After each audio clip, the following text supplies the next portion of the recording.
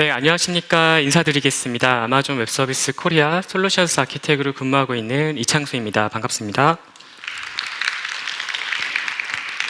먼저 오전 일찍부터 저희 서밋에 찾아와 주신 여러분들께 감사 인사드리고요. 이번 세션에서는 웹서비스 초기에 작은 트래픽에 대응하기 위한 단순한 아키텍처에서부터 시작하여 비즈니스 성장 후에 이제 대규모 트래픽에 대응할 수 있는 수백만, 천만 사용자를 위한 AWS 클라우드 아키텍처 진화하기에 대해 살펴보도록 하겠습니다. 네, 저는 AWS에서 방금 소개드린 대로 솔루션스 아키텍으로 근무를 하고 있고요. 제가 이렇게 많은 고객분들 만나 뵈면 제 직무에 대해서 생소하게 느끼시는 분들이 많아서 간략히 소개를 드리면 AWS에는 굉장히 다양한 솔루션과 서비스가 존재하는데 저와 같은 솔루션스 아키텍은 이 다양한 것들 중에서 어떤 것들이 여러분들의 업무에 적합한지 그리고 어떻게 가장 효율적으로 사용할 수 있는지 그런 기술적인 조언을 드리는 조언자 역할을 하고 있습니다. 아마 여러분은 지금 여러분의 어떤 어플리케이션을 이미 AWS 위에서 운영하고 계시거나 혹은 운영을 검토 중이실 거라 예상이 됩니다. 그리고 현재 여러분들의 서비스가 어느 단계에 있는지 그리고 어떻게 쉽고 안전하게 확장할 수 있는지 혹은 어디서부터 시작해야 할지 그런 고민들이 있을 거라 예상이 되는데요. 이 모든 것들을 이제 한 번에 해결할 수 있는 그런 마술은 없습니다. 이제 시작점을 어디서 잡고 어떻게 확장해 나가는지 그런 부분이 중요할 텐데요. 이번 세션에서 그런 것들을 소개해 드리도록 하겠습니다. 먼저 간단히 목차를 살펴보시면 몇 가지 기본 지식을 먼저 살펴보고 그 다음에 사용자 증가 수에 따라서 단계적으로 아키텍처를 진화해 나가는 부분 그리고 마지막으로 10가지 체크 포인트를 요약드리면서 세션을 마무리할 예정입니다. 먼저 AWS의 방대한 글로벌 인프라에 대해 먼저 살펴보겠습니다. 현재 AWS는 전 세계 16개 위전과 42개의 가용 영역이 존재하고 있습니다. 이 그림에서 보시는 동그라미가 바로 위전의 위치를 의미하고요. 그 안에 있는 숫자가 가용 영역의 개수를 의미합니다. 그리고 이 위전이란 AWS의 글로벌 인프라가 위치해 있는, 집중해 있는 어떤 지역을 의미를 하고요. 가용 영역은 하나 혹은 하나 이상의 데이터 센터로 이루어진 클러스터군을 의미를 합니다. 그리고 각각의 가용 영역은 항온 항습이나 어떤 천재지변 등의 장애로부터 철저히 단절되어 있고 굉장히 빠른 네트워크에 낮은 레이턴시로 서로 연결되어 있습니다. 하여 여러분들은 저희의 방대한 글로벌 인프라를 활용하여 수분 안에 글로벌 진출을 하실 수가 있습니다. 그림에서 보시는 것처럼 서울에는 현재 2개의 가용 영역이 존재하고 있습니다. 그리고 CDN 역할을 하는 엣지 로케이션이 전 세계 73군데 존재하고 있는데요. 어떤 로컬 유저가 어떤 컨텐츠에 대한 요청을 하실 때 그 요청은 그 유저로부터 가장 가까운 엣지 로케이션으로 라우팅되어 어느 지역에서든 최적의 응답 시간을 보장받을 수 있습니다. 그리고 AWS 클라우드의 다양하고 폭넓은 서비스에 대해 살펴보겠는데요. 방금 설명드린 인프라를 기반으로 저희의 핵심 서비스들 그리고 그 위에 여러분들의 업무에 맞게끔 데이터 분석이나 웹 서비스, 모바일, 개발이나 운영에 도움을 주는 여러 가지 도구들 혹은 IoT나 엔터프라이즈를 위한 다양한 솔루션들을 선택하실 수가 있고요. 그리고 저희의 방대한 파트너 에코시스템의 일부인 마켓플레이스에서 여러분들이 원하시는 특정 서드파티 솔루션을 추가적으로 사용하실 수가 있습니다. 그리고 하이브리드 환경을 위한 다양한 요소들과 저희 지원을 위한 여러 또 부서들이 존재하고 있으니 참고하시기 바라고요. 이렇게 다양한 90여 개의 서비스를 여러분들의 비즈니스 요구사항에 맞도록 조립하여 마치 집을 짓듯이 여러분들만의 아키텍처를 만들어 가실 수 있습니다. 이제 본격적으로 시작해 볼 건데요. 제가 이제 앞으로 소개드리는 부분이 반드시 답안이 되지는 않고요. 답이라기보다는 어떤 하나의 모범 사례로서 여러분들이 운영해 가시면서 참고하시면 도움이 많이 되실 것 같습니다. 먼저 첫 사용자고요. 바로 여러분 본인이 되실 겁니다. 그래서 가장 먼저 하시는 작업은 아마존 AWS 클라우드의 가상 서버인 EC2 인스턴스를 만드는 것입니다. 그리고 EC2 인스턴스 위에 여러분들의 웹 서버나 데이터베이스, 그 외 여러 가지 어플리케이션들을 설치하셔서 사용하시게 되고요. 고정 퍼블릭 IP가 필요하기 때문에 저희는 엘라스틱 IP를 지원을 해드립니다. 그 엘라스틱 IP는 이제 저희의 DNS 서비스인 아마존 라우트 53을 통해서 DNS 등록이 되고, 유저는 그 DNS 네임을 통해서 여러분들의 웹 어플리케이션을 사용하시게 됩니다. EC2 엘라스틱 컴퓨트 클라우드에 대해 좀 더 상세히 살펴보자면, 저희의 클라우드 가상 서버로서 이제 여러 가지 운영 체제를 지원을 하고 있고요. 여러 가지 리눅스 배포판과 다양한 윈도우 버전을 지원을 하고 있습니다. 그리고 손쉽게 생성, 시작, 중단, 종료가 가능하고, 수백 대 수천 대로 확장하는 것이 매우 손쉽습니다. 예를 들어서 인스턴스 하나를 10시간 수행하는 것과 인스턴스 10대를 1시간 수행하는 게 이제 동일한 비용이 발생을 하게 되고요. 그만큼 어떤 인텐스한 작업을 수행할 때 순식간에 수백 대까지 늘려서 작업을 빠르게 수행해낼 수 있습니다. 그리고 사용한 만큼 과금이 되고요. 다양한 비용 모델과 컴퓨팅 옵션을 제공하고 있습니다. 하여 여러 가지 선택의 폭이 있으니 여러분들의 업무에 맞게끔 선택해 나갈 수가 있습니다. 그리고 이렇게 부하가 몰릴 때 가장 먼저 생각할 수 있는 부분이 바로 서버의 리소스를 더 추가적으로 할당을 하는 건데요. 예를 들어 CPU가 부족하다면 CPU가 더 많이 있는 인스턴스로 변경을 한다든지, 메모리나 스토리지나 IO가 부족하면 더 메모리나 여러 가지 리소스가 더 높은 인스턴스로 변경을 하는 작업입니다. 이게 기존의 데이터 센터라면은 리소스가 부족할 때 그 리소스를 추가로 장착을 한다든지 혹은 서버 자체를 변경하는 이런 작업들이 매우 부담이 될 수 있는데, 저희 환경에서는 인스턴스를 스탑하고 인스턴스 타입을 변경하고 다시 시작을 하시면 바로 변경을 하실 수가 있습니다. 그래서 기본적인 스케일업 방식의 확장이고요. 하지만은 결국에는 한계 용량에 도달하게 됩니다. 한 바구니의 계란을 모두 담지 말자라는 표현이 있습니다. 지금 같은 경우는 모든 리소스가 하나의 인스턴스에 있기 때문에 장애가 났을 때 서비스 연속성에 바로 영향을 받게 됩니다. 하여 기능에 따라서 인스턴스의 역할을 나누는 것을 권장을 드립니다. DB 인스턴스와 웹서버용 인스턴스를 나누는 건데요. 여러분들이 애마존 EC2에 여러분들이 원하는 데이터베이스를 직접 설치하셔서 사용하실 수도 있고, 혹은 저희의 데이터베이스 관리형 서비스들이 있습니다. SQL 기반의 RDS가 있고, NoSQL 기반의 DynamoDB, 그리고 DW용의 레드시프트가 있습니다. 먼저 아마존 RDS 먼저 살펴보자면, MySQL이나 MS SQL, 오라클, 포스트그레스 SQL, 그리고 마리아DB, 그리고 아마존 오로라를 지원을 하고 있습니다. 이 중에서 아마존 오로라는 100% AWS 클라우드 네이티브한 SQL DB로서 기존의 MySQL과 호환이 가능합니다. RDS로 운영되는 MySQL을 스냅샷을 받으셔서 바로 오로라로 마이그레이션을 하실 수가 있습니다. 그리고 최대 15개의 리드 리플리카, 읽기 전용 복제본을 제공해 드리고 있고요. 이 15개 리드 복제본을 어떤 클러스터 형태로 구성하셔서 사용하실 수도 있습니다. 그리고 스토리지 용량을 미리 프로비저닝 하는 게 아니라 사용 용량에 맞게끔 최대 64TB까지 자동으로 확장이 됩니다. 그리고 그 스토리지는 최대 6벌 복제로 3군데에 나눠서 저장이 되고요. 그 어떤 백업이 일어날 때 그 변경되는 지속 증분 백업만 저희의 아마존 S3로 백업이 일어나게 됩니다. 이제 베타 유저들이 유입이 되면서 유저가 한 100명 정도까지 늘어나고 있는 상황입니다.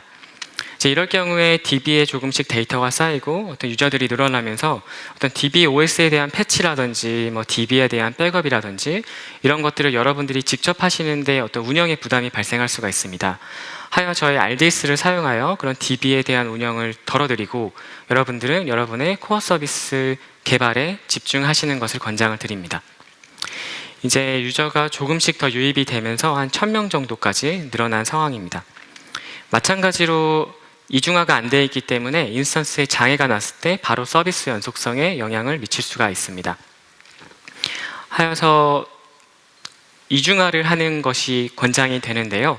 저희의 엘라스틱 로드 밸런싱, 줄여서 ELB라고 표현을 합니다. 기존 데이터 센터의 L4 스위치와 비슷한 역할을 한다고 생각하시면 되고요.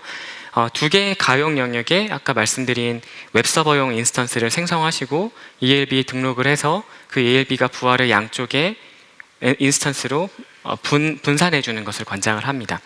그리고 그 RDS DB의 멀티 에이지 옵션을 이네이블 하시면은 각각의 가용 영역에 마스터와 스탠바이가 하나씩 생깁니다. 그리고 그 두 개의 DB는 싱크 방식으로 동기화가 되는데요.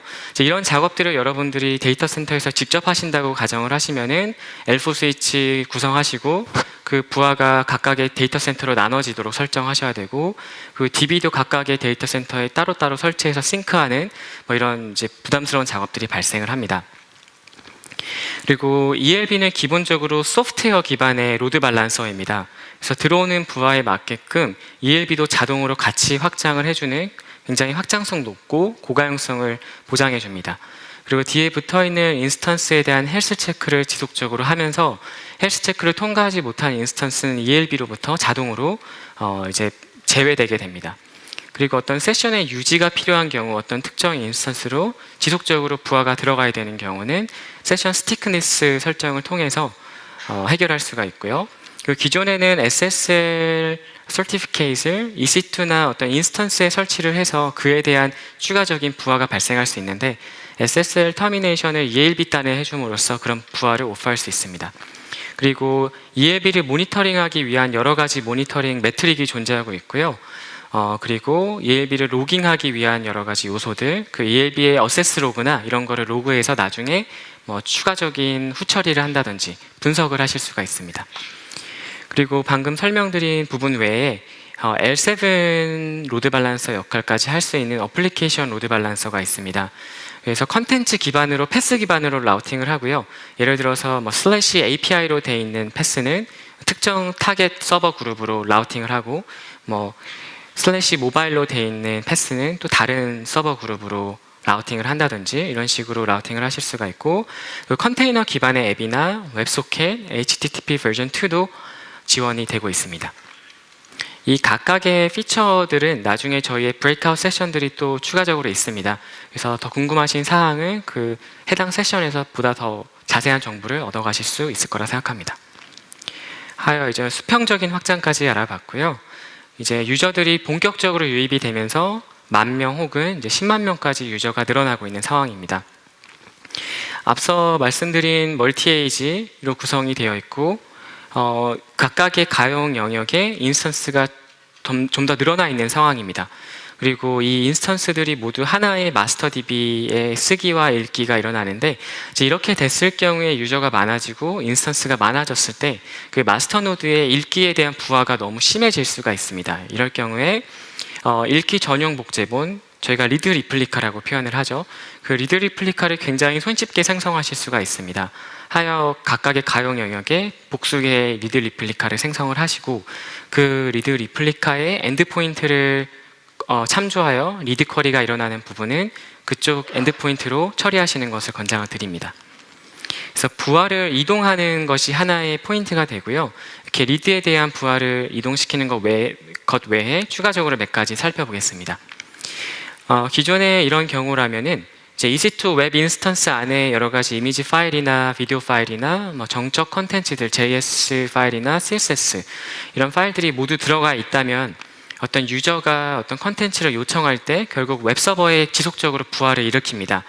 하여 이런 컨텐츠들을 모두 S3에 오프를 하고, 그리고 자주 접근되는 그런 컨텐츠는 클라우드 프론트를 통해 캐시를 함으로써 로컬 사용자는 어떤 컨텐츠 요청을 할 때 그 사용자로부터 가장 가까운 엣지 로케이션으로부터 라우팅을 받아 컨텐츠 자체도 더욱 빠르게 받을 수가 있고, EC2에 주는 부하도 더 경량화해 줄 수가 있습니다. 아마존 심플 스토리지 서비스에 대해 좀 더 살펴보자면 AWS에서 가장 오래된 서비스입니다. 오브젝트 기반의 스토리지이고 99.9가 총 11개 있는 내구성을 자랑합니다. 그리고 정적 자산에 최적화되어 있고 기본적으로 세벌 복제가 일어납니다. 그리고 확장이나 어떤 최대 저장할 수 있는 어떤 용량에 대한 제한이 따로 없고요. 하지만 그 오브젝트 자체에 대해서는 최대 5TB까지 저장하실 수가 있습니다. 그리고 클라우드 프론트는 앞서 말씀드린 대로 이제 CDN 역할을 하는 서비스인데요.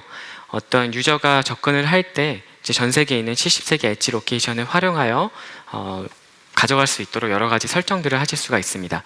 그리고 중요한 점은 AWS 오리진으로부터 클라우드 프론트로 패치를 할 때 따로 비용이 발생하지 않습니다. 그리고 그만큼 AWS에 최적화된 CDN 서비스라고 생각을 하실 수가 있고요. 그리고 정적 컨텐츠뿐 아니라 어떤 동적 컨텐츠까지 지원을 합니다. TTL 값을 0까지 낮춰서 굉장히 변화가 심한 이런 동적 오리진에 대한 제공 역시 가능합니다. 그리고 비디오 스트리밍으로도 클라우드 프론트를 매우 많이 사용하고 계십니다. 그 다음으로는 그 엘라스틱 캐시나 저희의 NoSQL 기반의 관리형 데이터베이스인 다이나모DB로 인스턴스에서 발생하는 여러 가지 세션 정보나 어떤 어플리케이션의 임시 데이터들 있잖아요.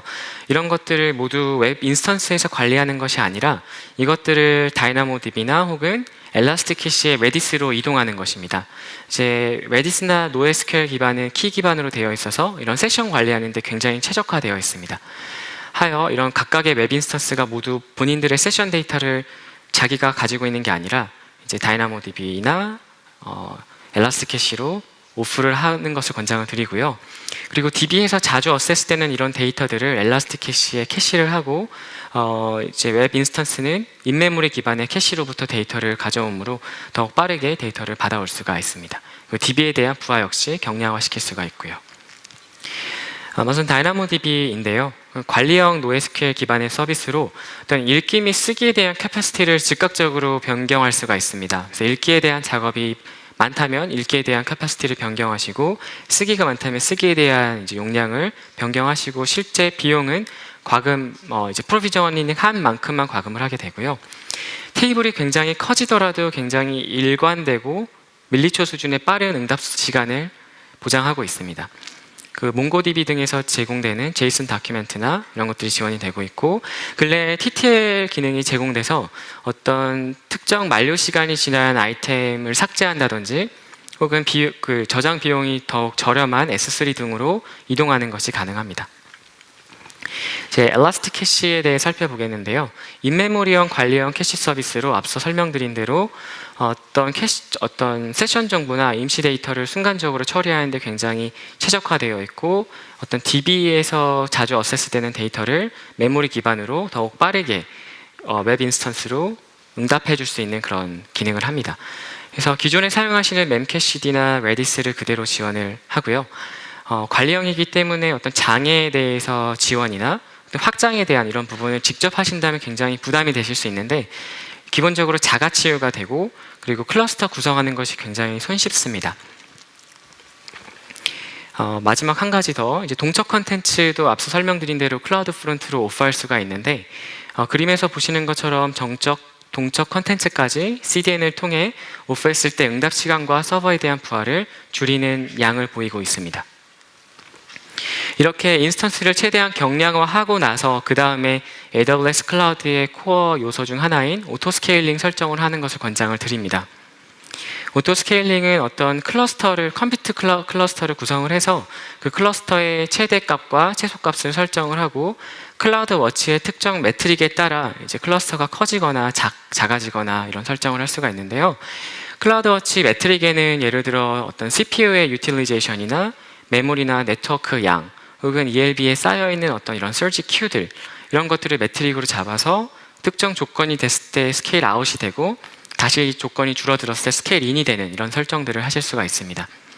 그리고 저희의 EC2 구매 방식의 스팟 인스턴스가 있는데 비딩 형태로 인스턴스를 매우 저렴하게 구매할 수 있는 방식입니다. 하여 오토스케일링 그룹으로 온디맨드와 스팟을 모두 걸 수가 있는데 예를 들어 스팟 인스턴스에 대한 오토스케일링을 굉장히 공격적으로 설정을 하시고 이제 구매 비딩이 실패한 부분은 온디맨드의 오토스케일링으로 보완을 한다든지 이런 식으로 전략을 맞춰 나갈 수가 있습니다. 그리고 여러분들이 원하는 가용 영역이나 어떤 리전에 배포하실 수가 있고요. 이렇게 세일아이로 설정하실 수도 있고 아니면은 저희 그래픽 화면에서 구이 화면에서 콘솔에서 설정하실 수도 있습니다. 한 가지 고객 사례를 살펴보겠습니다. 저희의 고객인 디스패치이고요. 이제 특정 기사가 발생할 때 트래픽을 처리하기 어려운 부분이 있었습니다. 그리고 외주를 통해서 데이터 센터를 운영하다 보니 인프라 운영에 대한 부담이 있었는데 이제 AWS 클라우드를 통해서 특정 기사에도 끄떡없는 트래픽을 대응하게 되었고 개발 및 운영 내재화를 통해서 비용 효율화를 가져가게 되었습니다. 그 디스패치의 어떤 트래픽 트렌드를 좀 살펴보자면은 이렇게 갑자기 특정 기사가 날 때 인스턴스가 70개나 이렇게 50개까지 갑자기 늘어나는 것을 볼 수가 있습니다. 이게 일반적인 데이터 센터 환경이라면은 이런 늘어나는 트래픽에 대응하기 위해서 최대한 보수적으로 자원을 산정할 수밖에 없는데, 그렇다면 평소에는 그 많은 자원들이 낭비되게 됩니다. 하지만 오토스케일링을 사용한다면은 그때 어떤 특정 기사에 맞게끔 굉장히 탄력적으로 운영하실 수가 있습니다. 이제 유저가 50만 명이 넘어가면서 앞서 말씀드린 그런 요소들이 모두 적용이 되어 있습니다. 하여 이 오토스케일링 그룹이 각각의 가용 영역에 현재 나눠져서 설정이 되어 있는데, 이것을 두 개의 가용 영역으로 묶어서 이렇게 설정하는 것을 권장을 합니다. 하여 저희의 인프라를 최대한 더 넓게 방대하게 사용하는 것을 권장을 드립니다. 그 유저가 이제 50만 명까지 넘어갈 때 주의해야 되는 사항들이 발생을 합니다. 이 모든 작업들을 본인들이 직접 하시는 게 굉장히 부담이 될 수가 있고, 어떤 장애가 발생하거나 할 때 즉각적으로 대응하기 어려울 수가 있습니다. 하여 최대한 자동화를 하고 그 모니터링을 위한 매트릭이나 그 로그에 대한 처리, 그리고 로그 분석, 이런 것들이 매우 중요해지는 시점이 되는데요. 그리고 고객의 피드백을 지속적으로 들으면서 현재 어떤 부분에 서비스가 문제가 있는지, 그리고 어떤 부분에 더 추가적으로 보완을 해야 되는지를 즉각적으로 대응할 수 있도록 지속적으로 확인하는 것이 중요합니다. 하여 여러분들의 구성 요소를 최대한 성능을 극대화해 나가면서 어플리케이션 튜닝을 해 나가는 것을 권장을 합니다.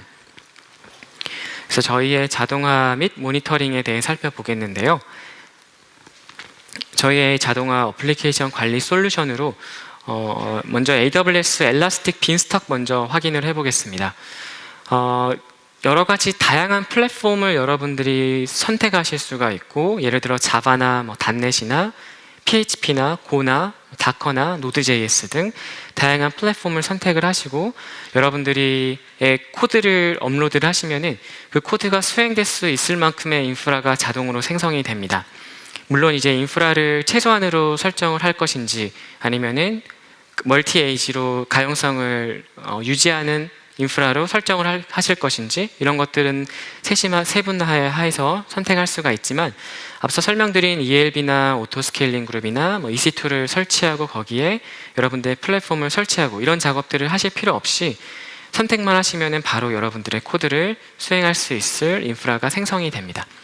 그리고 옵스워크는 여러분들이 잘 알고 계시는 셰프를 기반으로 한 배포 서비스입니다. 그래서 이미 옵스워크에 내장되어 있는 여러 가지 레시피가 있고요. 그것들을 활용해서 여러분들이 배포할 수가 있습니다. 그리고 클라우드 포메이션은 저희의 자동화 솔루션에서 가장 세심하게 제어할 수 있는 솔루션입니다.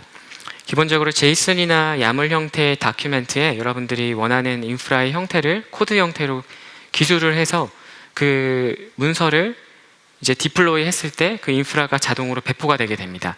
하여 현재 사용하는 인프라에 대한 어떤 템플릿을 클라우드 포메이션으로 받으신 다음에 다른 리전에 배포를 한다든지, 물론 이제 세심하게 파라미터나 이름 같은 건 좀 변경을 해주셔야겠지만, 이런 식으로 굉장히 재사용성, 재생산성이 높은 서비스로 이해를 하실 수가 있습니다.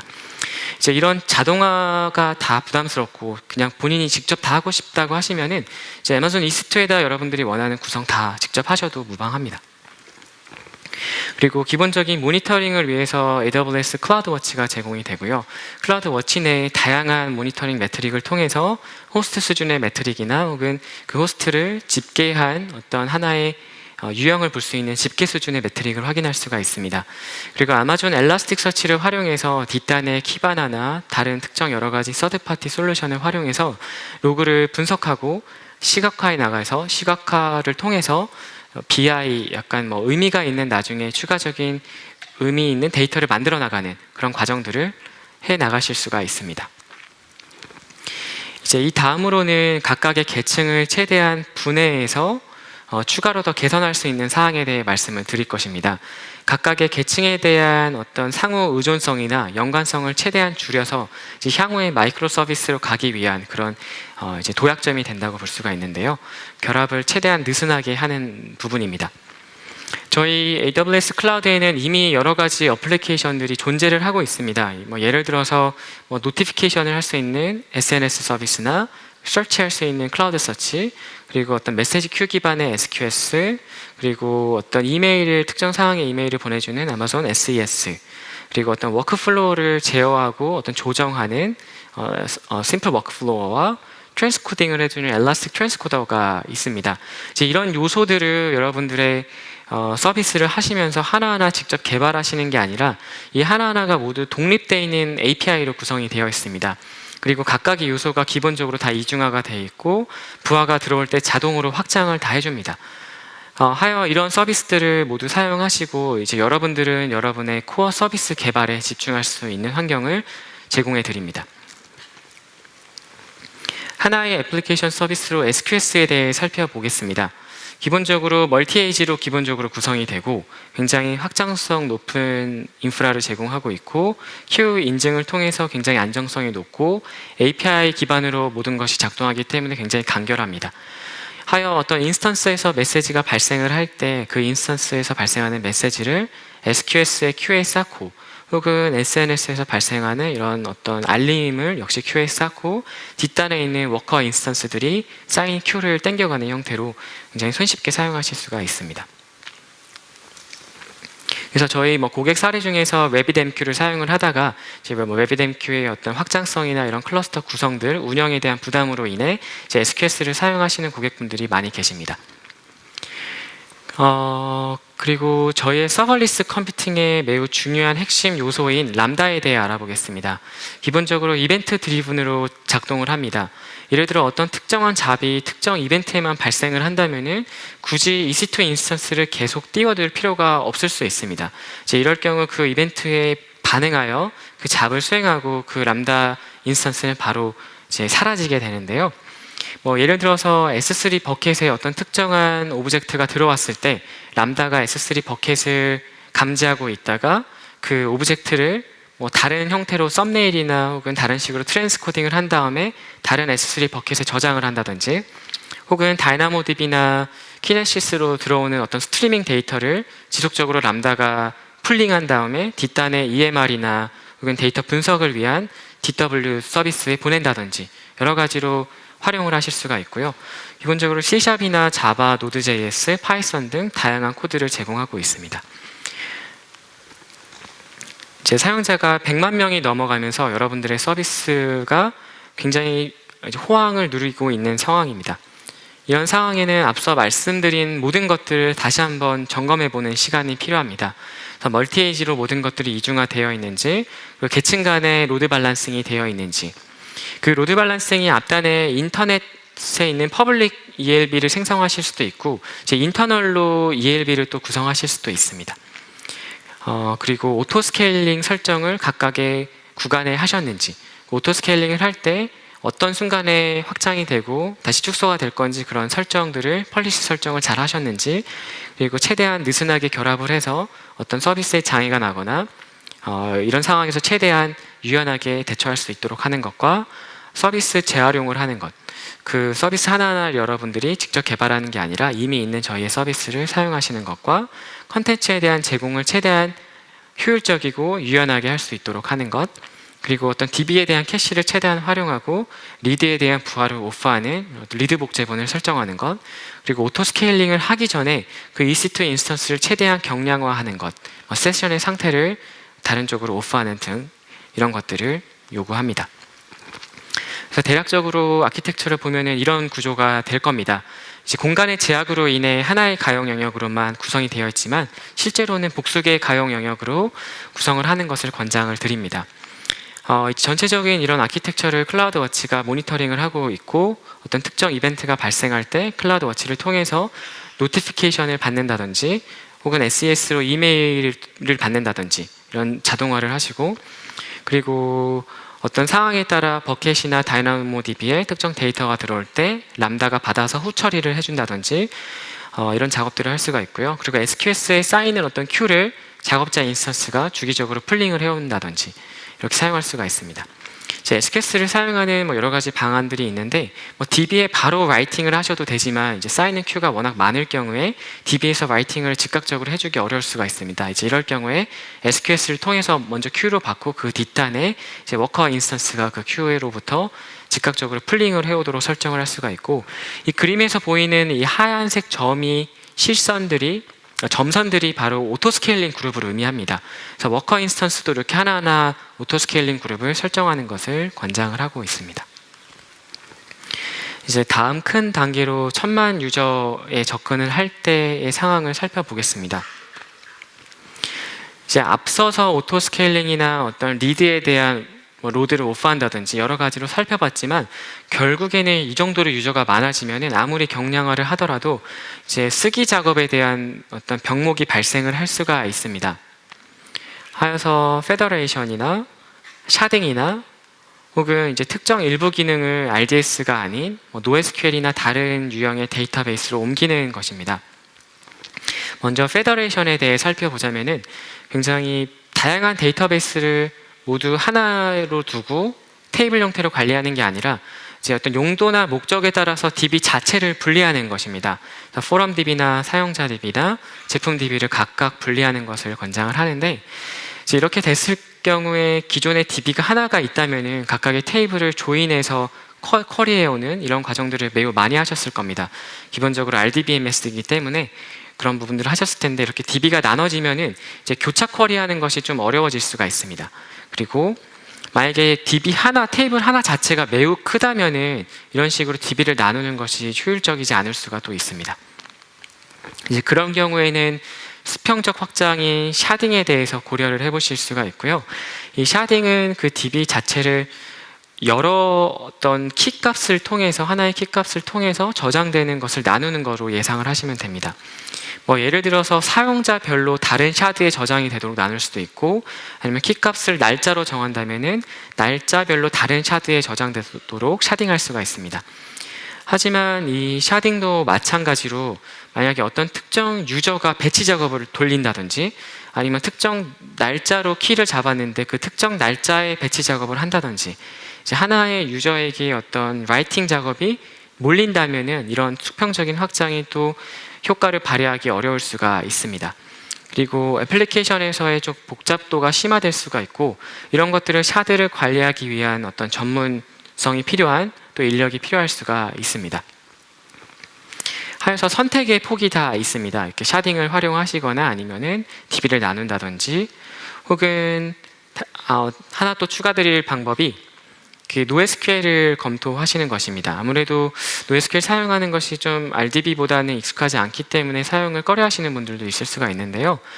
관계형으로 데이터가 들어가지 않고 어떤 정제화된 데이터가 들어가기 어렵다면은 DynamoDB, 저희의 관리형 NoSQL 서비스인 DynamoDB를 활용하는 것도 권장을 드립니다.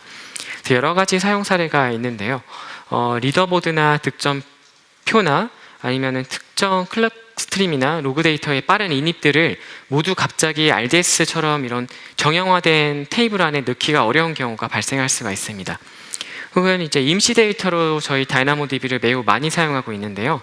예를 들어 어떤 쇼핑몰의 장바구니들이 있잖아요. 이제 장바구니에 있는 데이터는 굉장히 자주 변경될 수가 있고, 이제 그럴 경우에 NoSQL 기반의 DynamoDB를 활용하는 것을 권장을 드립니다. 그 외에 메타데이터나 검색 테이블을 순간적으로 빠르게 처리할 때 역시 사용하는 것을 권장을 드리고, 앞서 설명드린 이런 샤딩 같은 경우를 NoSQL로 사용할 때, 특히 DynamoDB에서 사용할 때 보다 더 이제 용이하게 할 수가 있습니다. 그래서 앞서 설명드린 부분을 10가지로 좀 요약을 해보겠습니다. 여러 번 반복을 드렸지만 다시 한번 강조를 드리자면, 멀티에이지로 구성하는 것을 권장을 드리고, 이미 셀프 힐링이 되는 자가 치유 서비스들을 사용하는 것을 권장을 드립니다. 그리고 모든 계층에서 이중화를 하시고, 언제든지 어떤 서비스든지 모두 페일이 날 것을 염두로 하고 저희가 아키텍팅을 하는 것을 권장을 드립니다. 그리고 인프라 내 외부의 캐시를 적극적으로 활용하는 것을 권장을 드리고, 최대한 자동화 도구를 사용을 해서 어떤 즉각적인 반응이나 혹은 최대한 공수를 줄이는 것을 권장을 드립니다. 그리고 모니터링을 어떻게 할 것인지, 그리고 어떻게 측정을 하고 로깅을 하고 그 로깅한 데이터를 어떻게 후처리를 해서 분석을 해서 여러분들만의 의미 있는 데이터를 추출할 것인지가 중요해지고, 각각의 계층을 분해해서 향후에는 API 기반으로 모든 콜을 수행하는 어떤 마이크로 서비스로 갈 수 있는 그런 발판이 되도록 구성하는 것을 권장을 드리고, 오토 스케일링을 적극적으로 사용을 하는 것을 권장을 드리고, 직접 만들지 말고 저희가 제공드리는 서비스들을 사용을 하시고, 그 대신에 이제 여러분들은 여러분들의 코어 서비스에 더 개발할 수 있도록 집중하는 것을 권장합니다. 그리고 상황에 맞게끔 특정 업무는 NoSQL을 적극적으로 검토하는 것을 권장을 드립니다. 이제 강연이 끝나고 나서 저희의 튜토리얼이 제공되는 사이트가 있습니다. 이제 여기 들어가시면은 각각의 서비스에 대한 튜토리얼이 10분 정도 과정으로 제공이 되고 있고, 여러분들이 처음 배우실 때, 처음 익혀보실 때 굉장히 도움이 많이 될 거라 예상이 됩니다. 그리고 저희의 프리 티어가 있는데 기본적으로 가입하고 나서 12개월 동안 유효합니다. 하지만 일부 서비스는 12개월이 지난 후에도 계속적으로 제공되는 서비스가 또 있습니다. 제가 몇 가지를 여기 첨부해 놨는데 여기 있는 요소들 말고 또 제공해 드리는 여러 가지 프리 티어가 있습니다. 그래서 추가적으로 제공되는 프리 티어는 여기 첨부되어 있는 이 링크를 참고하셔서 보시면 될 것 같습니다. 그리고 이 강연이 끝난 후에 저희가 다큐멘트가 되게 잘 되어 있습니다. AWS는 여러 가지 베스트 프랙티스나 백서들, 그리고 유저 가이드나 API 가이드들이 굉장히 잘 정리가 되어 있고요. 이런 것들을 살펴보시기 바랍니다. 그리고 여러분들의 어카운트 매니저나 이제 저와 같은 솔루션 아키텍트의 가장 큰 업무는 바로 여러분들을 도와드리는 역할입니다. 하여 이번 세션이 끝난 후에도 언제든지 기술적인 질의가 있으시면 찾아와 주시기 바라고, 저희가 매주 목요일에 저희 사무실에서 오피스 아워라고 저와 같은 솔루션 아키텍트들이 이제 무상으로 아키텍트를 점검해주고 리뷰해주는 그런 서비스를 하고 있습니다. 즉 저희들의 오피스는 늘 열려 있으니 언제든지 방문해 주시기 바라고요. 그리고 저희 이 링크로 들어가시면은 저희 세션에 대한 피드백을 입력하실 수가 있습니다. 이제 저희는 늘 여러분들의 피드백이 무엇보다 중요하게 생각하고 있고요. 이 피드백을 바탕으로 저희가 보다 더 나은 서비스와 보다 더 나은 이런 솔루션들을 제공할 수 있도록 이번 세션에 대한, 그리고 앞으로의 세션에 대해서 적극적으로 피드백을 주시면 매우 감사하겠습니다. 그리고 이번 세션이 끝난 후에 10시에 바로 디올에서 저희 기조연설이 있습니다. 그 아드리안 커크로프트 부사장님의 기조연설이 있으니 10시에 또 참여해 주시면 감사하겠습니다. 네, 40분 동안 좀 빠르게 진행을 해봤고요. 참석해 주신 모든 분 다시 한번 감사드립니다. 감사합니다.